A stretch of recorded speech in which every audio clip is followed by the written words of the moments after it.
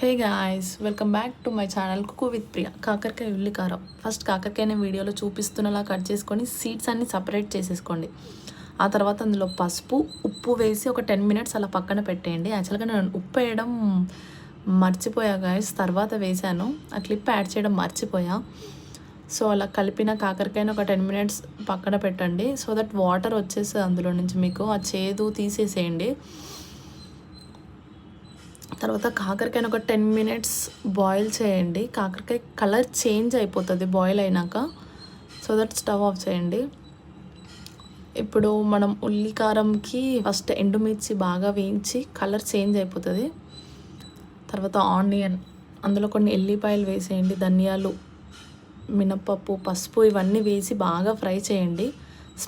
ఉల్లిగడ్డ స్మెల్ పోయే వరకు ఫ్రై చేసి అది మొత్తం మిక్సీ పట్టేయండి. ఆ తర్వాత కాకరకాయని రెడ్ కలర్ వచ్చే వరకు మంచిగా ఫ్రై చేయండి. సో దట్ చేదు అనేది మీకు ఉండదు. మంచిగా ఫ్రై చేయండి రెడ్ కలర్ వచ్చే వరకు. తర్వాత మనం చేసుకున్న పేస్ట్ అందులో వేసేసి బాగా ఫ్రై చేయండి. ఆ ఉల్లిగడ్డ స్మెల్ అనేది పోవాలి ఫ్రెండ్స్. మంచిగా ఫ్రై చేసి కొత్తిమీర వేసి సర్వ్ చేసుకోండి.